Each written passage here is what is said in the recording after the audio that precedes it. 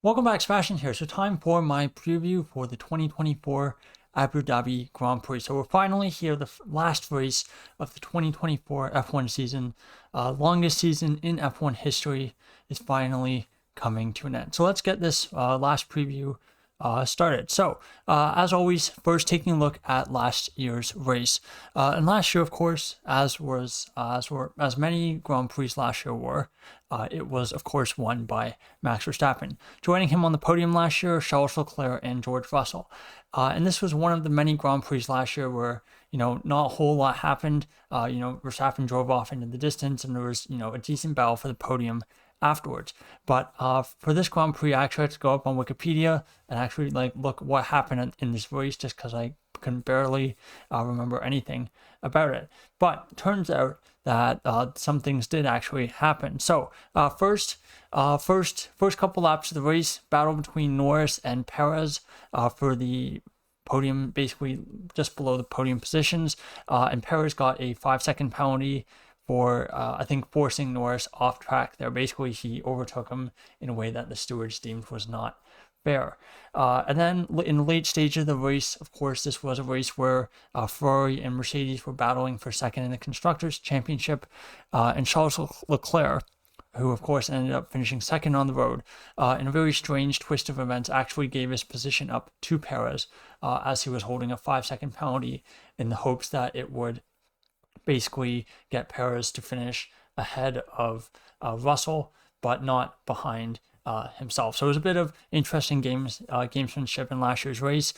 Besides that, not a whole lot of note happened. So taking a look at the circuit, of course, some interesting corners, you do have some overtaking spots as well. So I think two DRS zones. You have the straight from turn 5 all the way to turn 6, and then from the second straight from turn 7 to turn 9. Of course, if you're overtaken down the first straight, you do have a decent chance of repassing that car on the second DRS straight. In terms of best spots to make an overtake, that turn 6-7 chicane generally is the best spot, but there are some other spots as well. You can make overtakes into turn 5, like Max Verstappen showed on Lewis Hamilton in that pivotal 2021 title decider. You can also, and like I said before, that chicane is the best spot to overtake, but you do have to be careful and not end up like Nico Hulkenberg and end up upside down. Taking a look at the last chunk of the lap, a lot of really slow speed corners, so you do need a bit of downforce there. And again, not a ton of overtaking opportunities. You can overtake into turn 8, but again, not the most common overtaking spot. And I was kind of struggling to find a third picture to put for this circuit guide. And I thought, let's put Latifi's crash from 2021. I thought, no, we've already gotten the overtake from Hamilton and Verstappen. That's probably harsh enough as it is for Lewis Hamilton fans. So instead, I've gone with a crash from 2012 between Nico Rosberg and Narayan Karthikeyan at turn 12. Massive speed differential from the two of them crashing in the 2012 race at, incidentally enough, turn 12. All right, now taking a look at some info about the circuit, the Yas Marina circuit, 5.281 kilometers, and we're expected to have 58 laps on Sunday. Race lap record of 126.103 set by Max Verstappen. Doubt that's going to get broken this year. And again, next year is really going to be the last chance for that lap record to be broken anytime soon. In terms of average speed of that lap, it's 220 kilometers an hour, which ranks 11th of the 24 tracks on the calendar, so right about average. In terms of downforce rating, I've rated it a 0.37 from a 0 to 1. So again, a medium downforce track, a little bit towards the high side, as you do have a lot of those medium speed, the slow speed corners in Sector 3 do require a fair bit of downforce in order to get the maximal time. But of course, you're going to have to contrast that with those two long straights in Sector 2. And this is a track where you're full throttle for 55% of the lap. Pole conversion rate from 2010 to 2023, so not including the first year 2009, because that was in the refueling era, so pole positions were not seen as representative of true pace as they are in the new, basically since the 2010 qualifying format came into being. So again, 71% means that, if you start on pole, generally pretty good chance of coming away with the win. Now, taking a look at the schedule for this weekend, again, F2 is on the calendar. Very pivotal F2 title decider between Gabriel Bortoleto and Isaac Hadjar. One driver who's definitely confirmed to be in F1 next year, and another driver who, depending on how things go with a certain Red Bull team over the next couple days, the other driver might also be in the frame for an F1 seat next year. But anyway, taking a look at your schedule. So for Friday, FP1, 1:30 in the afternoon. Qualifying for Formula 2, 3 in the afternoon. FP2 for F1, 5 in the evening. And temperature at the start of FP2, 27 degrees and sunny. Of course, for most of these this evening sessions or the second session in the day, it's going to be like sundown, so the sun's still going to be up, and of course the track temperatures, air temperatures are going to drop pretty rapidly as the session goes along. Saturday, FP3, 2:30 in the afternoon. The F2 sprint race, 4:15 in the afternoon, and then qualifying, 6 p.m. local time. And again, expected temperature for qualifying, 25 degrees Celsius, and again, sunny. Then we get to Sunday, Formula 2 feature race, 1:25 in the afternoon is the start time there, and then the start time for the Grand Prix is 5 p.m. local time. And again, the temperature for Grand Prix on Sunday, 27 degrees and sunny. So again, should be pretty warm. Mercedes may not like that, given their recent trend of doing great when it's cold and basically being the fourth best team on balance whenever it's warm. So it'll be interesting to see how they do this weekend. Taking a look at your tires for this weekend, soft tires are going to be the C5, medium C4, and the hard C3, so the softest 3 tires in the Pirelli range.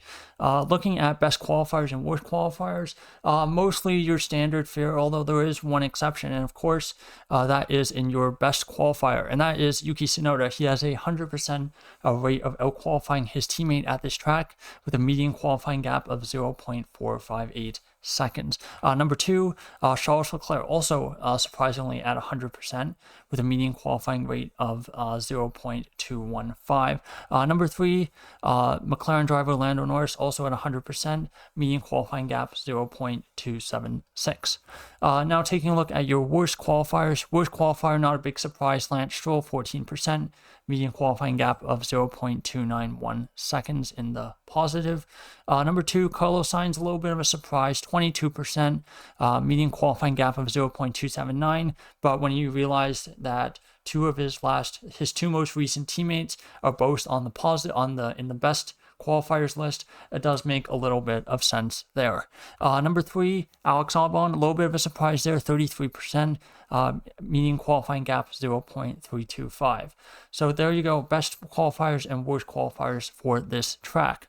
Now, before we get into predictions to finish up the video, just talking about the championship permutations for the Constructors' Championship.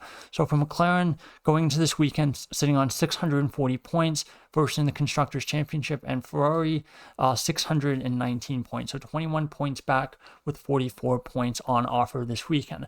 Of course, the easiest way, I think, realistically for Ferrari to win the Constructors' Championship would be a 1-2 with fastest lap, some driver that isn't a McLaren third, so Verstappen or Russell, for example, and then a McLaren 4-5.